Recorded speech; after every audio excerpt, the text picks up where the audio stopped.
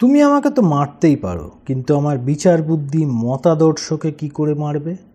জীবনের শেষ মুহূর্তে মৃত্যুর চোখে চোখ রেখে এই কথাটাই চিৎকার করে বলেছিলেন চে গেভারা। বলেছিলেন, আমি আজ চিরদিনের জন্য শান্ত হয়ে যাব, কিন্তু আমার চিন্তাধারা চিরদিন বেঁচে থাকবে মানুষের মনে। মাত্র ৩৯ বছর বয়সের জীবনে চে শুধুমাত্র ইতিহাসের পাতায় নিজের নাম, নিজের ছাপ রেখে যাননি, বরং বিপ্লবের এমন এক উদাহরণ হয়ে রয়ে গেছেন যা তার মৃত্যুর প্রায় ৬০ বছর পরেও মানুষের মনের মধ্যে থেকে গেছে বিপ্লবের জ্বলন্ত আইকন হিসেবে। চে কিউবার মানুষ না হয়েও ওই দেশের বিপ্লবে নিজের জীবন বাজি রেখেছিলেন। কিউবাতে তখন রাজ করছিল আমেরিকার মদতপুষ্ট কাঠপুতলি সরকার। শুধু কিউবার না, চে আরও বেশ কিছু দেশের স্বাধীনতার জন্য লড়াই করেছিলেন। কিছু লোকের কাছে চে একজন রূপকথার নায়ক, আবার কিছু দেশ চেকে ভাবে শুধু একজন সন্ত্রাসবাদী হিসাবে। কিন্তু বাস্তব এটাই যে কিউবার সফল বিপ্লবের পরে যদি চে চাইতেন, তাহলে ফিদেল কাস্ত্রোর সাথে সারা জীবন দেশের শাসক হিসেবে কাটিয়ে দিতে পারতেন। কিন্তু এখানেই আছে একটা টুইস্ট, যা চেকে আর সকলের থেকে আলাদা করে রেখেছে, রূপকথার নায়ক করে তুলেছে।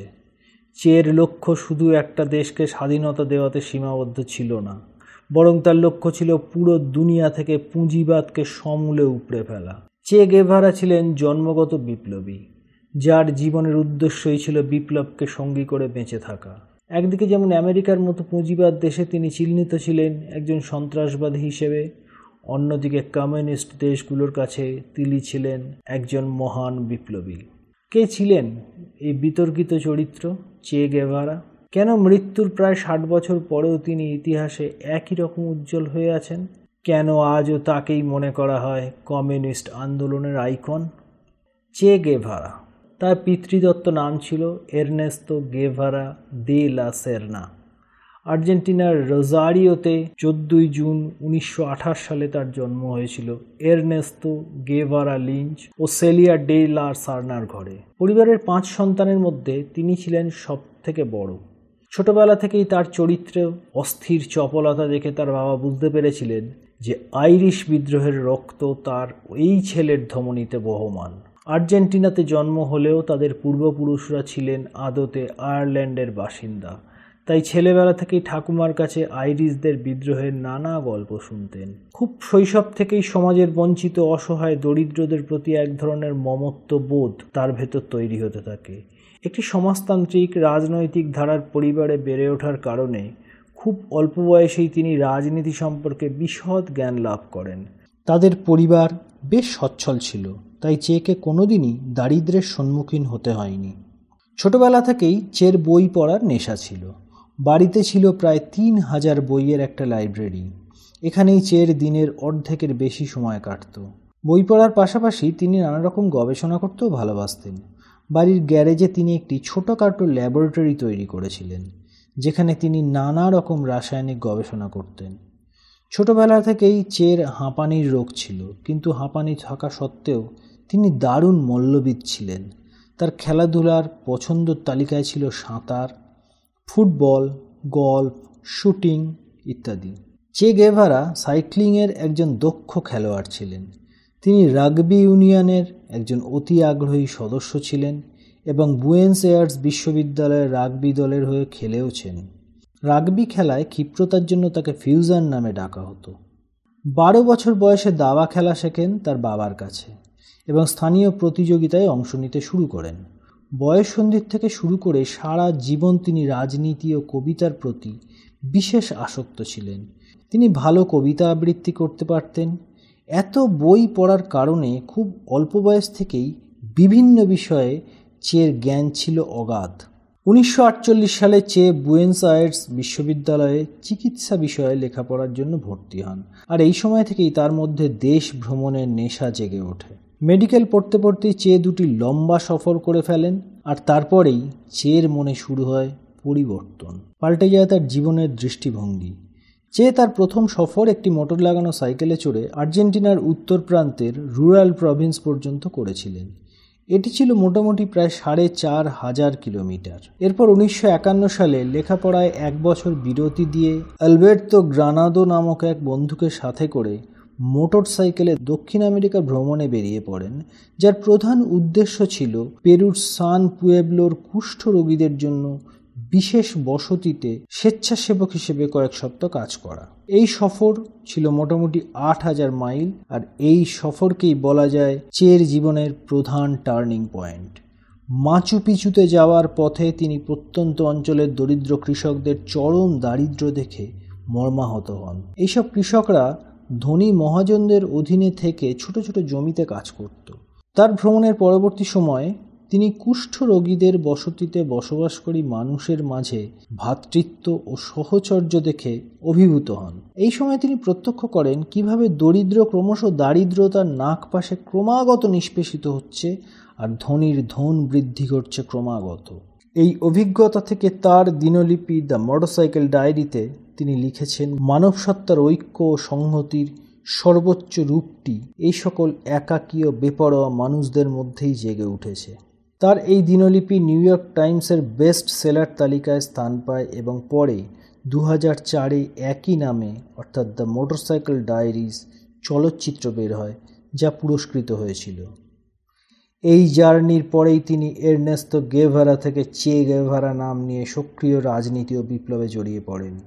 এই ভ্রমণ তাকে নিয়ে যায় Argentina, Chile, Peru, Ecuador, Colombia, Venezuela, Panama ও মিয়ামির মধ্যে দিয়ে বুয়েনোস আয়ার্সের দিকে। ভ্রমণের শেষ দিকে তিনি এই মত পোষণ করেন যে দক্ষিণ আমেরিকা আলাদা আলাদা দেশের সমষ্টি নয়, বরং এক অভিন্ন অস্তিত্ব, যার প্রয়োজন মহাদেশব্যাপী স্বাধীনতার জাগরণ ও স্বাধীনতার পরিকল্পনা। পরবর্তীতে তার নানান বৈপ্লবিক কর্মকাণ্ডে এই একক সীমানাবিহীন লাতিন আমেরিকার চেতনা ফিরে আসে বারবার। ধনী পরিবারে জন্মানো সত্ত্বেও তিনি নিজের পুরো জীবন দরিদ্রদের জন্য উৎসর্গ করে দেন। চে তার আন্দোলন 1953 সালে গুয়াতেমালা থেকে শুরু করেন। এই সময় ওখানকার প্রেসিডেন্ট ছিলেন জেকব আরবেন্স, যিনি সমাজে সোশ্যাল ইকোনমি ডিফারেন্সকে ব্যালেন্স করার জন্য কাজ করছিলেন। কিন্তু আরবেন্সের এই প্রচেষ্টা আমেরিকার নাপসন্দ ছিল। তারা ঠিক করলো আরবেন্স সরকারকে উচ্ছেদ করবে, আর কয়েক বছর পর হলেও তাই। আমেরিকার গুপ্তচর সংস্থা সিআইএর তৎপরতায় আরবেন্সকে পদত্যাগ করতে বাধ্য করা হয় এবং এই অবসরে আমেরিকা গুয়াতেমালায় নিজেদের সামরিক বাহিনী নামিয়ে দেয়। চে এতদিন এই ঘটনাটা পুরো কাছ থেকে দেখেছিলেন এবং চে বুঝে গিয়েছিলেন আমেরিকা আগামী দিনে সমস্ত রকম কমিউনিস্ট মুভমেন্টকেই রুখে দেওয়ার চেষ্টা করবে। আর তাই চে সারা পৃথিবীব্যাপী বৃহত্তর আন্দোলনের ছক করতে শুরু করেন, আর এই আন্দোলনের শুরুটা করেন গুয়াতেমালা থেকেই। এখানে তিনি বেশ কিছু বিদ্রোহী গোষ্ঠীকে একত্রিত করেন, যারা আরবেন্সকে সরিয়ে দেওয়ার জন্য ক্ষেপে ছিল। কিন্তু সেই আন্দোলন খুব শক্তিশালী না হবার কারণে চেকে গুয়াতেমালা ছাড়তে হয়। যদিও বলা যায় গুয়াতেমালার আন্দোলনেই এরনেস্তো গেভারা বিখ্যাত হয়ে ওঠেন চে গেভারা হিসেবে।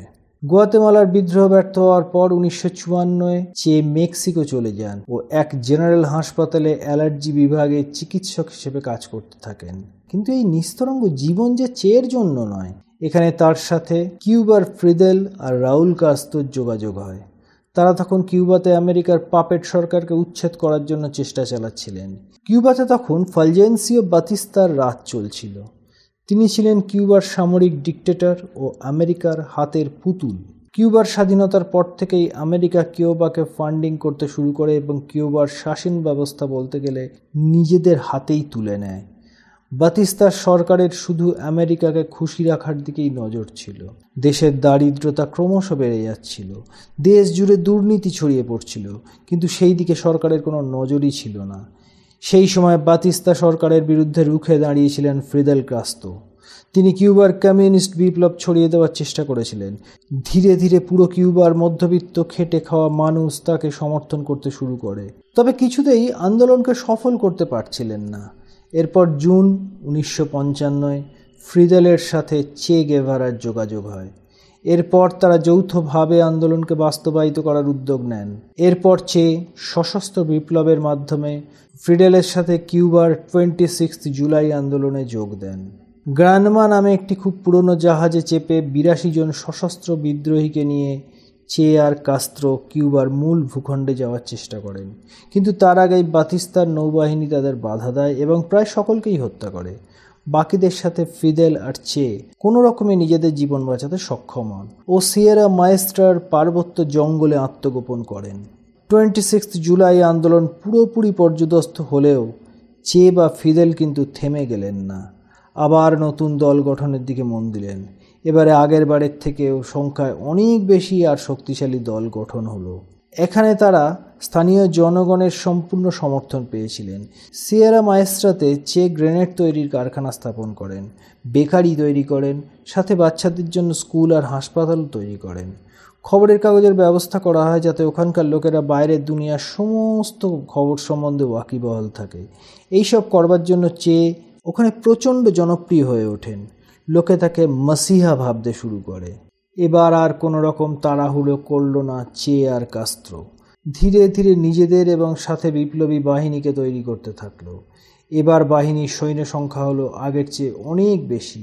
গেরিলা যুদ্ধে ভয়ঙ্কর পারদর্শী এই বাহিনী এতটাই দক্ষ ছিল যে আমেরিকার বিমান বাহিনীও শত চেষ্টা করেও এদের হদিশ করতে পারত না। সিয়েরা মায়েস্ট্রার ঘন জঙ্গলে ঘেরা পর্বতে এইভাবেই ধীরে ধীরে প্রশিক্ষিত হতে লাগলো তাদের দক্ষ সেনাবাহিনী। এখান থেকেই সেই বাহিনী হঠাৎ আক্রমণ করে পর্যুদস্ত করে দিতে লাগলো আমেরিকান আর বাতিস্তার সেনাবাহিনীকে। বিপ্লবীদের এইসব অভিযান দেশবাসীর কাছে চে আর কাস্ত্রোকে ক্রমে আরও জনপ্রিয় করে তুলতে লাগলো। অবশেষে 1 জানুয়ারি 1959 কাস্ত্রো কিউবান মিলিটারিদের সামনাসামনি যুদ্ধের জন্য চ্যালেঞ্জ করে এবং রক্তক্ষয়ী যুদ্ধের মাধ্যমে কিউবায় বাতিস্তার শাসনের পতন ঘটায়। কিউবায় শুরু হয় কাস্ত্রোর রাজ। এতে সবথেকে বড় অবদান ছিল যার, তিনি আর কেউ না, তিনি ছিলেন চে গেভারা। শাসন কায়েম করার পর কাস্ত্রো নিজেকে কিউবার প্রধানমন্ত্রী হিসেবে ঘোষণা করেন আর চে হয় সেকেন্ড ইন কমান্ড। দেশ গঠনের সবথেকে বেশি দায়িত্ব চের হাতেই তুলে দেওয়া হয়, কারণ কাস্ত্রো সবথেকে বেশি ভরসা করতেন চের ওপরেই। দীর্ঘদিন কমিউনিস্ট বিপ্লবের অভিজ্ঞতার ফলে চে বুঝেছিল যে কিউবায় এখনও অনেকেই আছেন যারা পুঁজিবাদকে সমর্থন করেন।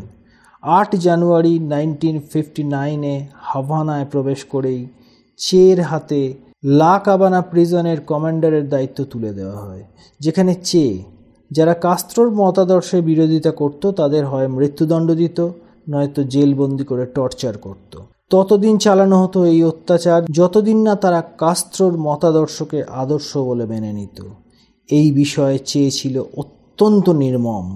ধীরে ধীরে কাস্ত্রো চের ওপর আরও দায়িত্ব দিতে শুরু করে। তাকে chief of the industrial department, president of the national bank of Cuba ও প্রেসিডেন্ট অফ মিনিস্টার অফ ইন্ডাস্ট্রির পদ দেওয়া হয়। শুধু এই না, চে কিউবার কূটনৈতিক বিষয়ে অংশ নিতে শুরু করে, বিশ্বের দরবারে কিউবার মতাদর্শকে তুলে ধরার কাজে হাত দেয় এবং একই সাথে তার পুঁজিবাদ বিরোধী চিন্তাভাবনাকে দুনিয়ার দরবারে প্রচার এবং মার্কিন বিদেশ নীতির তীব্র সমালোচনা করতে থাকে। চে মনে করতেন দেশের নাগরিকদের পারফেক্ট হতে হবে, আর তখনই একজন নাগরিক পারফেক্ট নাগরিক হতে পারবে যখন সে পুরোপুরিভাবে কমিউনিস্ট হয়ে উঠতে পারবে। যদি লোক পুরোপুরিভাবে কমিউনিস্ট না হয়ে উঠতে পারে তাহলে সে কখনোই পারফেক্ট নাগরিক হতে পারে না, আর পারফেক্ট নাগরিক না হতে পারলে তাদের কিউবায় বেঁচে থাকার কোনো অধিকার থাকবে না। 1960 সালে কিউবায় প্রথম কনসেন্ট্রেশন ক্যাম্প তৈরি করা হয়, যেখানে চে অ্যান্টি কমিউনিস্টদের বন্দি বানিয়ে নিউ ম্যান গড়ার কাজ করতেন। এই ধরনের লোকেদের এখানে এনে কঠোর পরিশ্রম করানো হতো যতদিন না তারা অ্যান্টি কমিউনিস্ট মরালকে ত্যাগ করে নিউ ম্যান হয়ে উঠত। চে প্রথমেই আমেরিকার সমস্ত কলকারখানার দখল নিয়ে নেয় এবং সেই সব কারখানাগুলোকে ন্যাশনালাইজ করে ফেলে। বেসরকারি ব্যবসা প্রায় বন্ধ করে দেওয়া হয়। শুধু এই না, শিক্ষার দিকেও বিশেষভাবে নজর দেওয়া হয়। এর ফলে যেখানে 1959-এর শুরুতে শিক্ষিতের শতকরা হার ছিল 60%, বছরের শেষে তা 96%-এ গিয়ে দাঁড়ায়। ন্যাশনাল ব্যাংকের দায়িত্বে আসার পরে প্রথমেই চে সমাজের অর্থনৈতিক বৈষম্য বন্ধ করবার দিকে নজর দেন।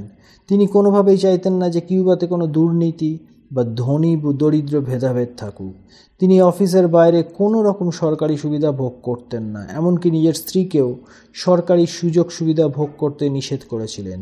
কিউবায় কাস্ত্রোর শাসন শুরু হতেই আমেরিকা হাত গুটিয়ে নেয়। তখন কাস্ত্রোর দিকে বন্ধুত্বের হাত বাড়িয়ে দেয় ইউএসএসআর।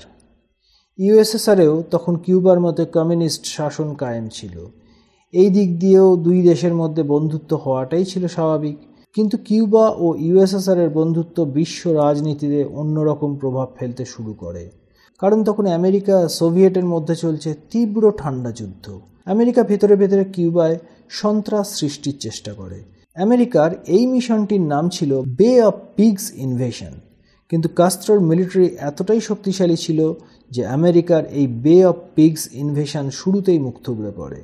এরপরে সোভিয়েত কিউবাতে নিউক্লিয়ার মিসাইল প্ল্যান্ট করার আবেদন করে, যাতে চে এবং কাস্ত্রো দুজনেই খুব উৎসাহিত ছিলেন। তাদের ধারণা ছিল কিউবায় নিউক্লিয়ার মিসাইল প্ল্যান্ট করলে আমেরিকা ভয় পেয়ে যাবে, কিন্তু বাস্তবে হয় ঠিক তার উল্টোটা। সোভিয়েত রাশিয়া বা ইউএসএসআর ও আমেরিকার মধ্যে যুদ্ধ পরিস্থিতির সৃষ্টি হয়, যা অবশ্যম্ভাবীভাবে তৃতীয় বিশ্বযুদ্ধের চেহারা নিত। ইতিহাসে এই ঘটনা কিউবান মিসাইল ক্রাইসিস নামে পরিচিত। কিন্তু দুই দেশ এই যুদ্ধ পরিস্থিতি থেকে ধীরে ধীরে সরে আসে এবং দুই দেশের পিসমেকিং থটসের কারণে সোভিয়েত রাশিয়া কিউবা থেকে নিউক্লিয়ার মিসাইল সরিয়ে নেয়। কিন্তু কাস্ত্রো এবং চে উভয়ই এই মিসাইল সরিয়ে নেওয়ার বিরুদ্ধে ছিল। তাই এরপর কিউবার সাথে ইউএসএসআরের সম্পর্কেরও অবনতি ঘটে। 1964 সালের ডিসেম্বরে চে নিউ ইয়র্ক যায় এবং ইউনাইটেড নেশনস জেনারেল অ্যাসেম্বলিতে দাঁড়িয়ে আমেরিকার তীব্র সমালোচনা করে। কিউবার আভ্যন্তরীণ ব্যাপারে আমেরিকার হস্তক্ষেপ এবং কিউবার আকাশসীমায় নজরদারি রাখার প্রকাশ্য বিরোধিতা করে। কিউবাতে কাস্ত্রোর পাশে থেকে চে বেশ সম্মানের জীবন কাটাচ্ছিলেন। কিন্তু এখানেই আসে চের জীবনের নতুন মোড়। সুখের নিশ্চিন্ত জীবন কাটানোর জন্য যে তার জন্ম হয়নি, তিনি যে আজন্ম বিপ্লবী। তাই কাস্ত্রোর সাথে আলোচনা করে একদিন চে কিউবা ত্যাগ করলেন। এরপর 2 বছর চের আর কোনো খবর পাওয়া গেল না। অনেকে তো ভাবলেন যে চের বোধহয় মৃত্যু ঘটেছে, কিন্তু না, চে কিউবা থেকে সোজা চলে গিয়েছিলেন রিপাবলিক অব কঙ্গো। এখানে চে প্যাট্রিয়াস লামুম্বা ব্যাটালিয়নের সাথে মিলিত হয়ে এক সিভিল ওয়ার ঘটানোর চেষ্টা করেছিলেন। কিন্তু প্যাট্রিয়াস লামুম্বা ব্যাটালিয়নের হাল দেখে চে বেশ হতাশ হয়ে পড়লেন। তিনি তাদের প্রশিক্ষিত করবার চেষ্টাও করেছিলেন, কিন্তু তাতে কোনো ফল হয়নি। পরিস্থিতি এমন হলো যে চে কঙ্গো ছেড়ে চলে যেতে বাধ্য হলেন। এখানে চের বিপ্লব সম্পূর্ণভাবে ভেঙে পড়ে। কঙ্গো থেকে চে 1966 সালে চলে যান বলিভিয়ায় এবং এখানে বিদ্রোহের ব্লুপ্রিন্ট তৈরিতে মন দেন। বলিভিয়ার সান্তাক্রুজ অঞ্চলে এক শক্তিশালী গেরিলা বাহিনী তৈরিতে মন দেন। শুরুতে চের বাহিনীর কিছুটা সাফল্য মিললেও বলিভিয়ার আর্মি অনেক বেশি শক্তিশালী ছিল। এর ওপর আবার আমেরিকার সিআইএর প্রত্যক্ষভাবে বলিভিয়ান সৈন্যদের সাহায্য করছিল। তাই চেকে ক্রমশ বলিভিয়ান সৈন্যদের থেকে জীবন নিয়ে পালিয়ে বেড়াতে হচ্ছিল। কিন্তু এই লুকিয়ে আক্রমণ প্রতি আক্রমণের পালা বেশি দিন চলল না। 1967 সালের 7ই অক্টোবর একজন স্থানীয় লোক সিআইএকে চের সন্ধান দিয়ে দেয়। এর পরের দিন অর্থাৎ 8ই অক্টোবর সিআইএ ও বলিভিয়ান আর্মির এক মিলিত বাহিনীর 1800 সৈন্য চেকে ধরার জন্য নির্দিষ্ট জায়গায় পৌঁছয়। সেখানে প্রচুর লড়াই করেও চে আত্মরক্ষা করতে পারেন না। চেকে অ্যারেস্ট করে নিয়ে যাওয়া হয় একটা স্কুলে। জীবনের শেষ রাতটা চে এখানেই কাটান। অবশেষে পরের দিন মারিও টেরানকে চেকে মারার দায়িত্ব দেওয়া হয়, কিন্তু বলা হয় চের মাথায় যেন একটাও গুলি না করা হয়। এরপর মারিও চের কাছে যায়। চে বুঝে যায় তার জীবনের আর কিছু সময় মাত্র অবশিষ্ট আছে। তখন চে মারিওকে বলে, "I know you are here to kill me. Shoot, coward. You are only going to kill a man." এরপরেই আসে সেই মুহূর্ত।